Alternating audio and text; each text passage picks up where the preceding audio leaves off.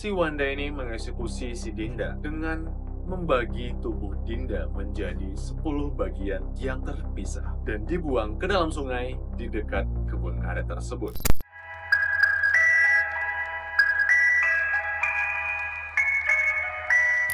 Yo, jumpa lagi dengan gua, Agung Chan. So, di video kali ini guys, gua tuh mau mengajak kalian nih untuk membahas sebuah kasus yang lagi rame dan viral di daerah Kota Padang. Nah, jadi kasus ini tuh adalah sebuah kasus pembunuhan berantai nih yang dilakukan oleh seorang pria yang kejam banget. Perilakunya tuh udah mirip banget sama iblis. Dia tuh menghilangkan nyawa 3 orang wanita cantik yang berasal dari Kota Padang, dan 3-tiganya dia adalah mahasiswi. Si pelaku ini mirip banget dengan psikopat yang mempunyai darah dingin. Dia tuh nggak takut untuk menghilangkan nyawa seseorang. Dan bahkan nih guys, mayat dari 3 orang yang tewas ini ditemukan dengan bentuk yang udah nggak wajar, alias ini tuh nggak masuk dengan akal sehat kita semua sih menurut gue. Karena ada yang mayatnya ditemuin dalam keadaan udah menjadi tulang belulang, ada yang kepotong-potong. Dan kata si pelaku ini, hal ini tuh semuanya dilakukan hanya karena sebuah hal yang sepele banget. Dan kasus ini mempunyai plot twist yang bikin kita tuh, wah, meleng-meleng kepala banget nih. Dan juga pelakunya itu baru aja ditangkap beberapa waktu belakangan nih guys. Nah, sebelum kita masuk ke dalam pembahasan lengkapnya, gue mau tanya dulu nih terlebih dahulu kepada kalian. Apa sih hal sepele yang pernah kalian alami yang bisa memancing emosi kalian, sehingga membuat kalian tuh lepas kendali dan melakukan hal yang sebenarnya itu nggak pengen kalian lakuin?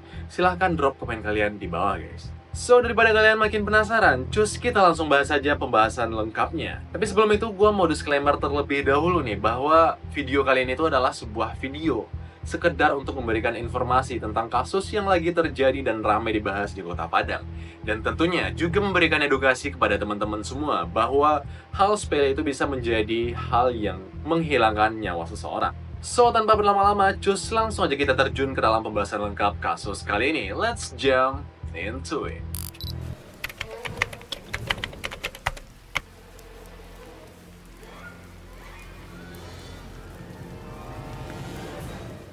So, dari yang gua riset nih, kasus ini itu adalah sebuah kasus pembunuhan berencana yang udah tertata rapi. Dia udah nyiapin ini semua karena hanya sekedar untuk meluapkan amarahnya. Nah, sebelum kita masuk ke dalam motif dan kronologi lengkapnya, kenalin terlebih dahulu, ini dia 3 orang korban di dalam kasus kita kali ini. Yang pertama, Siska Octavia Rusdi, seorang perempuan yang berusia 23 tahun nih. Dia itu sering dipanggil sebagai Cika dan merupakan pacar dari si pelaku ini. Nah, lalu yang kedua ada Ade Agustiana yang berusia 24 tahun. Dia sering dipanggil sebagai Ade, dan dia ini dikatakan sebagai teman kos dan sekaligus teman kuliah dari Cika. Nah, lalu yang ketiga ada Setia Adinda yang berusia 25 tahun. Dia ini dikenal sebagai senior dari 2 orang ini, yaitu Cika dan Ade ini. Dan dia juga sekaligus teman dari Cika. Nah, mereka bertiga ini dikonfirmasi kuliah di sebuah kampus yang bernama STIE KBP di Kota Padang. Nah, lalu kenali, ini dia si pelaku alias si iblis berparas manusia satu ini. Kenalin, Satria Johanda. Dia sering dipanggil dengan nama panggilan sebagai Wanda. Wanda adalah seorang yang dikenal sebagai seorang satpam di sebuah pabrik. Dan dia merupakan seorang warga Batanganai di daerah Kota Padang. Nah, coba deh kalian pandang baik-baik nih foto dari si Wanda ini. Anggaplah begini guys, kalian tuh belum pernah denger nih tentang kasus yang lagi melilin orang ini. Kira-kira apa sih first impression kalian tentang orang satu ini? Silahkan drop komen kalian di bawah guys. Oke, kita masuk ke dalam kronologi kasusnya. Nah, jadi guys, kasus ini tuh mempunyai 2 fase, yang dimana fase pertama ini tuh disebut sebagai hilangnya Cika dan Ade secara misterius. Dan lalu fase kedua yaitu fase dimana hilangnya nyawa dari Setia Dinda, dan juga sebagai fase terungkapnya dari semua kasus yang dilakukan oleh si Wanda ini. Nah, jadi guys, kejahatan ini tuh udah dilakuin sama si Wanda ini udah dari tahun 2024 yang lalu, dan baru terkuak pada 2025, tepatnya di bulan Juni ini. Nah, kita move ke tahun 2024 terlebih dahulu, di mana fase pertama kejahatan ini terjadi, yaitu di Januari 2024. Fase pertama ini adalah sebuah fase hilangnya si Cika dan Ade secara misterius. Dan ini terjadi pada Januari 2024 yang lalu, sebelum mayat dari Cika dan Ade ini ditemukan di dalam rumahnya si Wanda guys. Nah, dilansir dari sumber suara.com, awal hilangnya Chika dan Ade ini adalah pada tanggal 13 Januari 2024. Nah, Chika dan Ade ini sama-sama berasal dari daerah Padang Pariaman. Nah, pada hari itu mereka bertujuan hendak pergi ke pusat kota Padang, guys. Tapi nggak diketahui pasti apa tujuan mereka untuk pergi ke daerah kota Padang. Nah, tapi nih, dari informasi yang didapatkan media dari ibunya Chika sendiri yang bernama Nila Yusnita, dia tuh pada saat diinterview oleh media bilang kalau mereka berdua berangkat dengan sebuah motor Mio M3. Dan terus ada juga saksi mata yang bilang kepada Ibu Nila Yusnita ini bahwa dia sempat melihat dua orang perempuan yang sempat memarkirkan motornya di daerah Tabing, Kota Padang, di dekat Lanut, Kota Padang. Nah, tapi setelah itu dua orang cewek ini katanya nggak muncul-muncul lagi setelah itu, dan 11 hari setelah itu baru disadari motor mereka tuh masih ketinggalan di sana. Nah, jadi saksi itu memberikan informasi bahwa lokasi terakhir dari Chika dilihat itu adalah di daerah Tabing, di Lanut, Kota Padang. Nggak sedikit pun curiga sama sekali sama temannya ini kan. Jadi gimana ya, anak gadis namanya kan, jadi was-wasan lah kan, motornya ditemukan. Sedangkan Nana nggak ada, sendal ditemukan. Kayaknya kayak ada kriminal gitu kan, kami kan takut gitu, motor ditemukan, sendal ada, yang dia kan nggak ada. Jangan-jangan kita anak nih atau dibunuh atau disekap kan, itulah pikiran kami keluarga kan, atau dijual kan gitu pikiran. Nah, setelah itu, pihak keluarga Chika dan Ade ini tuh lantas melaporkan kejadian ini kepada pihak kepolisian setempat dengan melaporkan hilangnya anak mereka secara misterius. Dan sepanjang waktu berjalan, pihak kepolisian pun mengambil kesimpulan sementara bahwa ini adalah memang sebuah kasus menghilangnya Chika dan si Ade. Nah, meskipun orang tua Chika dan Ade ini tuh nggak kunjung menemukan anak-anak mereka, mereka tuh tetap optimis untuk melaporkan atau mencari informasi tentang hilangnya anak mereka secara misterius tersebut. Dan mereka terus menanyakan update terbaru tentang informasi hilangnya anak mereka. Dan disinilah teman-teman, terjadi sandiwara yang jahat banget dari si Wanda ini. Nah, jadi kalian mungkin gak bakal kepikiran bahwa Wanda ini adalah orang yang bersimpati juga kepada pihak keluarga si Chika dan si Ade. Yang padahal orang yang telah membawa dan menculik Chika dan Ade dan kemudian menghilangkan nyawa keduanya adalah Wanda sendiri. Tapi di momen ini, Wanda ini tuh malah bersandiwara, terlihat seperti sangat bersimpati banget kepada pihak keluarga Chika dan Ade. Dan bahkan dia tuh sering kontekan sama kakaknya Chika. Dia tuh sering melaporkan update dari pihak kepolisian tentang kasus hilangnya Chika dan Ade. Dan itu semua itu nggak expect sama sekali bahwa orang yang lagi bersimpati terhadap keluarga ini adalah orang yang menghilangkan nyawa anak mereka. Duh, bener-bener kejam banget nih orang. Menyangka Satria Juhanda alias SJ, orang yang selama ini mereka percaya justru menjadi pelaku pembunuhan keluarganya yang sempat dilaporkan hilang. Itu dia telepon balik, kenapa kak? Kawan saya nanya, kakak nanya kabar saya gimana? Belum ada kabar kak, saya udah pergi sana ke sini ke sana, tanya kan. Tapi nggak datang kak ke Padang, biar kita cari sama-sama. Bilang sama si Wanda. Nah, jadi teman-teman, informasi yang gue dapat dari media bahwa Wanda ini telah menghilangkan nyawa dari Chika dan Ade ini dengan gelap mata. Yang dimana setelah dia menghilangkan nyawa Chika dan Ade ini, dia tuh membuang mayatnya ke dalam sebuah sumur tua yang berada di dekat rumahnya sendiri. Dan kemudian ia menutupinya dengan puing-puing bangunan yang ada di dekat sumur tua itu. Dan kemudian sedikit memberikan cor-coran ke dalam sumur tersebut. Dan di akhir dia tutup dengan sebilah triplek. Ya mungkin itu bertujuan untuk menutupi kejahatan yang ia lakukan. Tapi sepandai-pandai tupai melompat, akhirnya akan tetap terjatuh juga. Nah, lalu apa sih motif dari Wanda ini untuk melakukan semua kejahatan ini dengan gelap mata seperti itu? Nah, jadi guys, berdasarkan keterangan dari pelaku yang diinterogasi oleh Kapolres Padang Pariaman AKBP Ahmad Faisal Amir pada Kamis 19 Juni 2025 yang lalu. Nah, jadi si Wanda ini bilang bahwa dia itu menghilangkan nyawa dua orang ini hanya karena masalah perselingkuhan katanya. Nah, jadi dia itu memergoki Chika yang lagi berselingkuh di dalam chatan.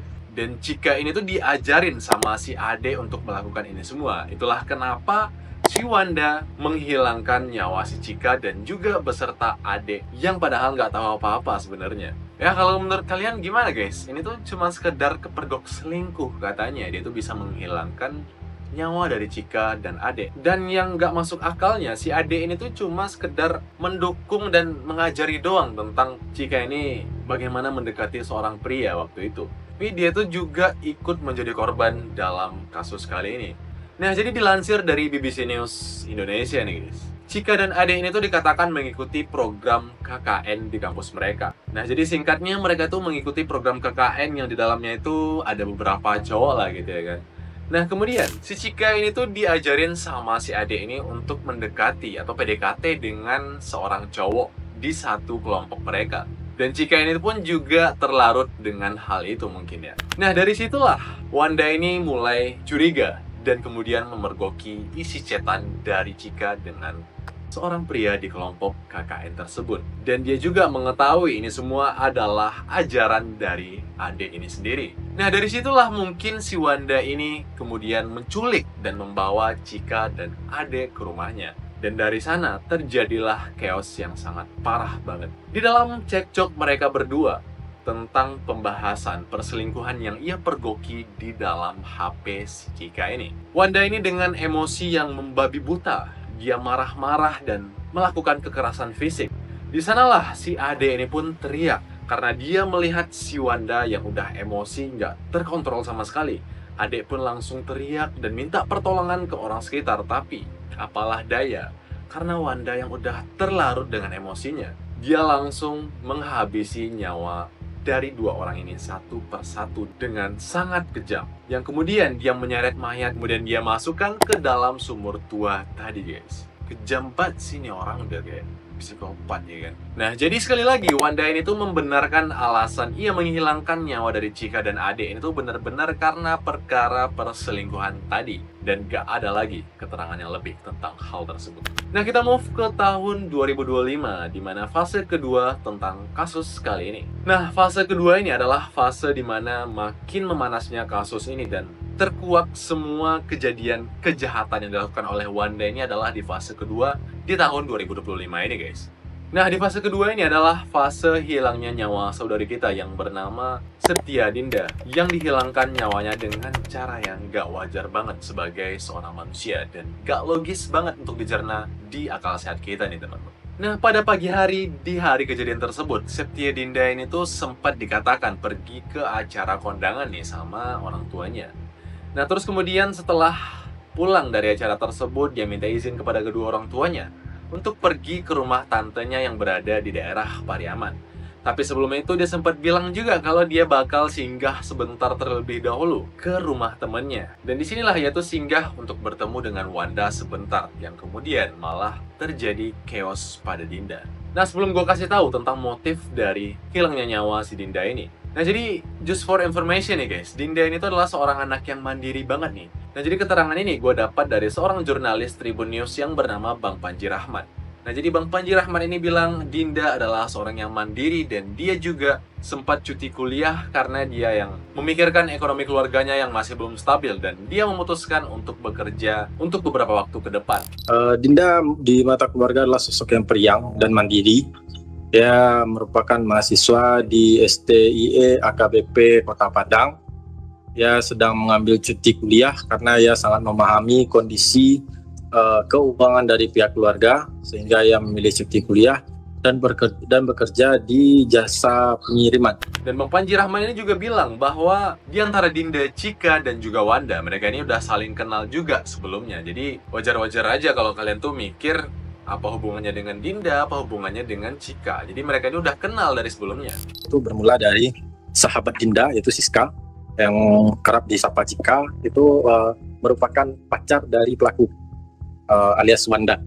Mereka sudah berpacaran sejak SMP. Sedangkan Dinda dan Chika itu sudah berteman sejak SMA. Jadi mereka adalah teman dekat, sehingga memang ketiganya, baik itu Dinda, Siska, dan pelaku, yaitu Wanda, itu sudah saling mengenal sejak lama. Bahkan nah, setelah Dinda minta izin tadi, dia kan ke rumahnya si Wanda tuh. Nah, jadi setelah dia datang ke tempatnya si Wanda, ternyata mereka tuh udah janjian sebelumnya untuk membahas sebuah perkara hutang piutang katanya. Hutang piutang ini berjumlah sekitar 3,5 juta nih guys. Nah, lalu setelah janjian tadi, Dinda pun langsung ke tempat Wanda dan akhirnya mereka ini ketemuan di sebuah kebun karet di daerah Kapalobanda di tepi sungai daerah Batanganai di TPI Padang Sarai. Nah, jadi di sana dikatakan bahwa Dinda dan Wanda ini tuh membahas lebih lanjut tentang hutang piutang yang terjadi di antara mereka. Tapi gue nggak mau ngeriset tentang siapa yang punya utang dan siapa yang berhutang, tapi intinya ini adalah sebuah perkara hutang piutang yang mereka bahas lebih lanjut. Nah, lalu setelah berbincang-bincang tentang hutang piutang ini, tiba-tiba aja si Wanda ini tuh emosian nih guys. Jadi dia marah karena nggak ada kejelasan tentang hutang piutang ini. Yang kemudian karena udah terlarut dengan emosi tersebut, yang ternyata Wanda ini tuh memang udah berniat nih dari awal untuk menghilangkan nyawa dari si Dinda. Karena dari awal dia tuh udah membawa sebuah pisau dapur, sebuah kater, dan juga kunci roda. Wah, ini bener-bener udah direncanain dengan niat yang bener-bener ingin menghilangkan nyawa seseorang sih menurut gue. Nah, jadi karena nggak ada kejelasan tadi, Wanda yang emosi, dia langsung memukul kepala Dinda menggunakan kunci roda tadi nih guys. Yang kemudian setelah dipukul itu, si Dinda langsung pingsan, dan di sanalah si Wanda ini mengeksekusi si Dinda dengan membagi tubuh Dinda menjadi 10 bagian yang terpisah. Yang kemudian bagian tubuh tersebut ia masukkan ke dalam kantong plastik dan dibuang ke dalam sungai di dekat kebun karet tersebut. Nah, lalu singkatnya si Wanda ini pun akhirnya ditangkap oleh pihak kepolisian daerah Padang Pariaman tadi. Nah, jadi dalam rekonstruksi kasusnya, itu ada 20 adegan yang diperagakan terkait bagaimana Wanda ini melakukan aksi pembunuhannya. Nah, dalam rekonstruksi tersebut memang benar banget memukul kepala Dinda dengan kunci roda, dan kemudian ia mempraktekkan bagaimana ia membagi tubuh Dinda ini menjadi 10 bagian, dan kemudian ia juga memperagakan adegan ia membuang potongan tubuh tersebut ke dalam sungai, dan juga dalam adegan tersebut dia sempat nyenter-nyenter ke dalam air tersebut untuk memastikan bahwa potongan tubuh dari Dinda ini benar-benar hanyut dan gak akan ditemukan oleh warga manapun, kata si Wanda. Nah, jadi sebenarnya kasus ini tuh benar-benar banyak banget kekerasan di dalamnya. Jadi gue nggak mau masuk terlalu dalam ke adegan-adegan spesifiknya. Jadi mungkin kalian udah mendapatkan gambaran tentang kasus yang lagi menimpa 3 orang wanita dari Kota Padang ini. Nah, lalu potongan tubuh dari Dinda ini tuh juga ditemukan di lokasi yang berbeda dan juga ditemukan pada waktu yang berbeda, yaitu pada tanggal 17 dan 18 Juni yang lalu. Jadi potongan tubuh tersebut ditemukan di 2 hulu sungai yang berbeda nih guys. Jadi bisa kita lihat bagaimana prepare-nya si Wanda ini dalam menghilangkan nyawa seseorang. Dan lalu potongan-potongan jasad yang ditemukan tersebut dibawa oleh pihak kepolisian ke RS Bayangkara di daerah Kota Padang. Yang kemudian mayat tersebut diotopsi dan pihak keluarga pun diundang untuk datang ke RS Bayangkara pada hari itu untuk menanyakan apakah ini tuh benar-benar mayat, apakah ini tuh benar-benar potongan tubuh dari Dinda atau enggak. Tapi pihak keluarga pun mengiyakan bahwa ini adalah potongan tubuh anak mereka karena melihat dari bentuk tubuhnya, bentuk giginya, dan bahkan cincin yang masih terpasang di jari Dinda. Dan ini benar-benar menguatkan bahwa ini adalah anak mereka, kata pihak keluarga dari Dinda ini. Nah, namun pihak kepolisian sendiri tuh masih dalam tahap proses pendalaman kasus ini dan masih mencari sisa-sisa potongan tubuh yang lain. Dan untuk potongan tubuh yang sudah ditemukan itu masih butuh waktu untuk diotopsi karena yang mengingat potongan tubuhnya itu yang dibagi menjadi bagian yang kecil-kecil gitu ya guys. Dan setelah Wanda ini tertangkap, setelah diinterogasi, disinilah Wanda ini tuh mengakui selain dia udah menghilangkan nyawa Dinda, ternyata dia itu juga udah menghilangkan nyawa dari 2 orang wanita tadi, yakni Cika dan si Ade, yang sebelumnya masih dalam status menghilang secara misterius. Nah, lalu untuk mayat si Cika dan si Ade ini, mayatnya itu ditemukan dalam keadaan yang udah jadi tulang belulang. Ya, karena mengingat Wanda mengeksekusi si Cika dan Ade ini pada tahun 2024 yang lalu ya, sekitar udah 1,5 tahun kurang lebih. Maka dari itu mayat ini ditemukan dalam keadaan yang udah jadi tulang belulang. Wah, gue yang nonton video evakuasinya aja, wah, gue bener-bener sedih parah sih. Kalian pasti juga merasakan hal yang sama kalau kalian melihat video evakuasi dari mayat si Cika dan Ade ini guys. Nah, lalu pihak perlindungan perempuan dan anak menyatakan bahwa kasus ini adalah sebuah kasus kekerasan yang bernama femisida. Nah, jadi kalau kalian belum tahu apa itu femisida, femisida adalah sebuah kasus kekerasan terhadap gender, terutama wanita. Dan ini tuh juga sempat gue bahas baru-baru ini tentang kasus yang menimpa Valeria Marquez di daerah Meksiko yang mempunyai tingkat kasus femisida yang tinggi banget. Dan Indonesia kayaknya udah mulai nyusul-nyusul nih tingkat kasus femisidanya. Nah, jadi pada akhirnya Wanda ini tuh ditindaklanjuti oleh pihak kepolisian dengan memastikan kejiwaannya terlebih dahulu. di rumah sakit jiwa terdekat. Karena kalau dia tuh terbukti adalah seorang yang waras, dengan kata lain dia melakukan hal tersebut memang dengan akal sehatnya. Dia ini dituntut dengan pasal berlapis. Dengan status hukumnya sendiri, dia itu dikenakan pasal berlapis, yaitu pasal 340 KUHP tentang pembunuhan berencana, dan pasal 338 dan 365 ayat 3 tentang pembunuhan dan perampasan harta jika terbukti pada saat itu Wanda mengambil harta dari korban-korbannya juga. Nah, jadi hukuman yang akan diterima adalah penjara seumur hidup atau bahkan pidana mati. Well, di akhir gue mau bilang bahwa ini adalah sebuah kasus yang memilukan banget untuk daerah Sumatera Barat, terutama daerah Kota Padang. Karena belakangan ini di daerah Kota Padang sering terjadi kasus-kasus pembunuhan yang di luar nalar kita semua. Jadi buat teman-teman yang berada di luar sana, tolong berhati-hati dalam berteman, dalam menentukan circle kalian. Kalian itu mesti melihat terlebih dahulu, kalian harus memfilter terlebih lagi. Dan pokoknya tetap waspada dengan orang-orang yang berada di sekitar kalian, karena kita nggak pernah tahu niat jahat orang terhadap kita. Nah, lalu di akhir nih guys, gue mempunyai sebuah kutipan yang bagus banget dari ayahnya si Dinda waktu dia diwawancara oleh wartawan yang bernama Halbert Chaniago. Nah, jadi Bapak Dinda ini bernama Bapak Dasrizal. Nah, jadi dalam wawancara tersebut Pak Dasrizal bilang, kalau bisa, biarkan saya yang mengeksekusi si Wanda ini. Kalaupun saya harus dihukum setelah itu, saya bersedia dengan konsekuensi tersebut. Dan kalau saya nggak bisa mengeksekusinya secara pribadi, maka tolong berikan hukum mati saja kepada si Wanda ini. Jadi bisa kita lihat bahwa ini adalah rasa marah, rasa kehilangan yang begitu mendalam dari seorang sosok bapak terhadap anaknya yang dibunuh secara tragis oleh pria yang gak bertanggung jawab sama sekali. Sebuah kehilangan yang mendalam dari pihak keluarga yang sudah susah payah membesarkan anaknya, yang kemudian dengan mudahnya dihilangkan nyawanya oleh si pelaku iblis yang berparas manusia ini. So, sebelum gue tutup, gue mau bertanya kepada kalian terlebih dahulu, menurut kalian, apa hukuman terbaik untuk si Wanda ini? Silahkan sampaikan pendapat kalian tentang hukuman terbaik buat si Wanda ini. Sampaikan sampai yang hukuman tergelap sekalipun di kolom komentar. Dan mari kita sama-sama juga mendoakan untuk kepergian Dinda, Chika, dan adik ini, dan semoga amal ibadah mereka itu diterima di sisinya. Dan kita doakan juga yang terbaik untuk keluarga yang ditinggal. So, mungkin segitu aja dulu dari gua tentang pembahasan kasus pembunuhan berantai oleh Wanda kali ini. So, kalau kalian suka dengan konten-konten seperti ini, silahkan tinggalkan like dan subscribe channel gua. Dan sampaikan juga pendapat kalian di kolom komentar. So, gua Agung, gua pamit. And cheerio.